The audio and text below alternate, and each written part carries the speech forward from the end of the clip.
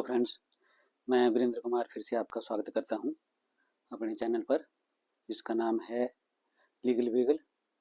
तो फ्रेंड्स, जैसा कि आप जानते हैं, हम डिस्कस कर रहे थे अबैटमेंट। तो वो हमने डिस्कस कर लिया है, जो कि है भारतीय न्याय संहिता का चैप्टर 4।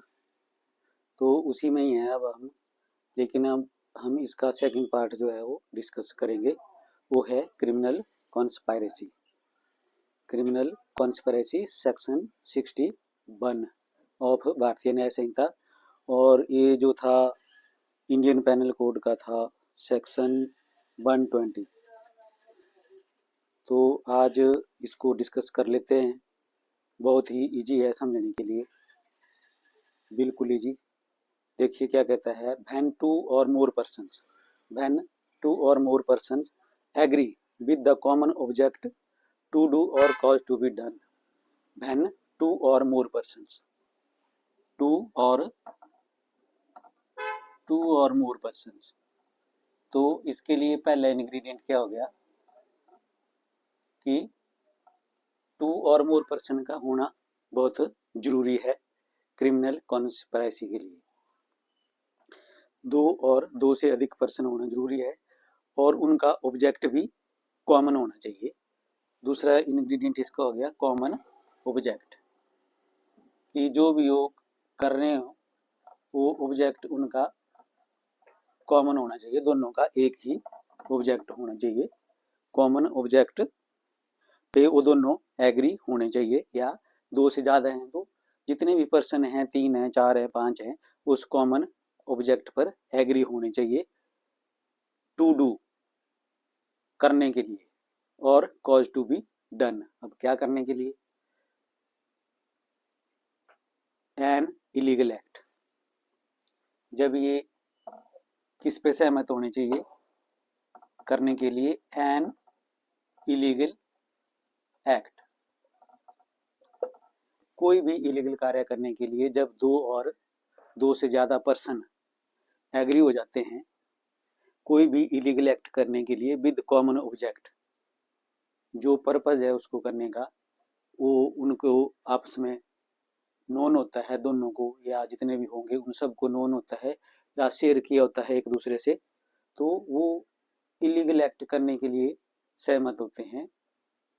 और जब उनका जो सेकंड पार्ट वो क्या कहता है, an act which is not illegal by illegal mean such an agreement is designated a criminal conspiracy. एक तो हो गया एन इलीगल एक्ट। दूसरा बोलता है चाहे एक्ट इलीगल है या नहीं है, लेकिन जो एक्ट जो कर रहे हैं वो बाय इलीगल मीन से कर रहे हैं। तो सच जो एग्रीमेंट हैं, इस तरह के जो भी एग्रीमेंट हैं, वो है क्रिमिनल कॉन्स्पायरेसी। ये सच एग्रीमेंट जो है, इस तरह के जो एग्रीमेंट है वो क्रिमिनल कॉन्स्पायरेसी में आते हैं। प्रोवाइडेड, अब फर्दर आगे क्या बोलता है section, provided that no agreement except an agreement to commit an offence shall amount to criminal conspiracy unless some act beside the agreement is done by one or more parties to such agreement in pursuance thereof। किसी न किसी ingredient का होना जरूरी है, चाहे agreement illegal, जो act है वो इलीगल है या उसको करने का तरीका इलीगल है, तो वो एग्रीमेंट जो है वो क्रिमिनल कॉन्स्पिरेसी में आता है। अब फर्दर जो इसको एक्सप्लेन किया गया है, एक्सप्लेनेशन किया गया, it is immaterial whether the illegal act is the ultimate object of such agreement और is merely incidental to that object. जो ये कोई खास मायने नहीं रखता है कि जो इलीगल एक्ट है वो उनका अल्टीमेट ऑब्जेक्ट है, अंतिम ऑब्जेक्ट है इस सच एग्रीमेंट का या नहीं, और मेयरली इंसिडेंटल है देयर टू, इसका कोई फर्क नहीं पड़ता है। लेकिन जब इलीगल एग्रीमेंट है, इस तरह का जो इंग्रेडिएंट्स जब जहाँ फॉलो हो रहे हैं तो वो क्रिमिनल कॉन्स्पिरेसी में आता है। अब आइए देखते हैं क्लॉज 2 क्या कहती है। Whoever is a party to criminal conspiracy to commit an offence punishable with death, imprisonment for life, or rigorous imprisonment for a term of 2 years or upwards shall bear no express provision is made in this Sanhita for the punishment of such conspiracy be punished in the same manner as if he had abetted such offence। तो जो abetment जो है वो हमने पहले discuss कर ली है। तो जहाँ किसी भी इस तरह के एग्रीमेंट के लिए इसी क्रिमिनल कॉन्स्पिरेसी लिए कोई सजा प्रेस्क्राइब नहीं है इस संहिता में, तो उसको एज ए अवेटर पुनिश किया जाएगा, ये कहता है ये। और सेकंड पार्ट इसका क्या कहता है, B clause B, other than a criminal conspiracy to commit an offence punishable as aforesaid shall be punished with imprisonment of either description for a term not exceeding 6 months और with fine और with both. Other than criminal conspiracy to commit an offence punishable as aforesaid, जो हमने ऊपर वाले clause ए में discuss करा कि उसको सजा उस हिसाब से होगी एज अ बेटर, लेकिन उसके अलावा अगर कोई क्रिमिनल कॉन्स्पिरेसी में फाल करता है तो उसको कोर्ट मैक्सिमम सजा जो है वो 6 month की दे सकती है, उससे ऊपर कोई सजा नहीं दे सकती।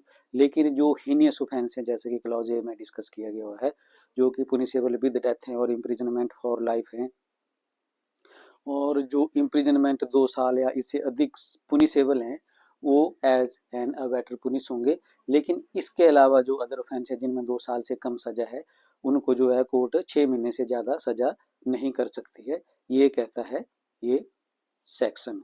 तो जो क्रिमिनल कॉन्स्पिरेसी का जो सेक्शन है सेक्शन 61, ये 2 पार्ट्स में है। पहला जो पार्ट है इसका क्लॉज 1, उसमें भी 2 पार्ट हैं ए और बी।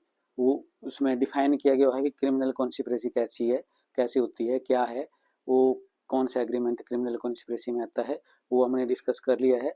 और जो सेकंड पार्ट है उसमें भी 2 क्लॉज हैं, उसमें पुनिशमेंट जो है क्रिमिनल कॉन्स्पिरेसी की बताई गई है, तो वो मैंने आपको बता दी है। इसमें जैसे कि आपको मैंने पहले बता दिया है कि जो पहले थे इसमें सेक्शन आईपीसी में सेक्शन 120 ए में जो क्रिमिनल कॉन्स्पिरेसी थी वो डिफाइन की हुई थी, और 120 बी में जो थी वो इसको पुनिशमेंट डिस्क्राइब की हुई थी। और इसमें जो केस लॉ है वो भी है, जो आप समझ रहे होंगे AIR 2023 सुप्रीम कोर्ट 4566 पेज है। इसमें सुप्रीम कोर्ट ने भी यही कहा है कि क्रिमिनल कॉन्स्पिरेसी में ऑफेंडर को गिल्टी हेल्ड करने के लिए 2 ऑफेंडरों का होना जरूरी है। एक अकेला बंदा जो है वो क्रिमिनल कॉन्स्पिरेसी के लिए कन्विक्ट नहीं किया जा सकता, यही इस जजमेंट में बोला है। तो फ्रेंड्स मुझे लगता है कि अब आप समझ गए होंगे इसको, जो था चैप्टर 4 भारतीय न्याय संहिता का पार्ट बी। अब इसके बाद हम अगला पार्ट डिस्कस करेंगे जो है अटेम्प्ट से रिलेटेड, तो वो भी चैप्टर 4 में आता है, उसको हम नेक्स्ट ब्लॉग में करते हैं डिस्कस। तो ठीक है फ्रेंड्स, मिलते हैं नेक्स्ट ब्लॉग में। Till then like share subscribe more and more.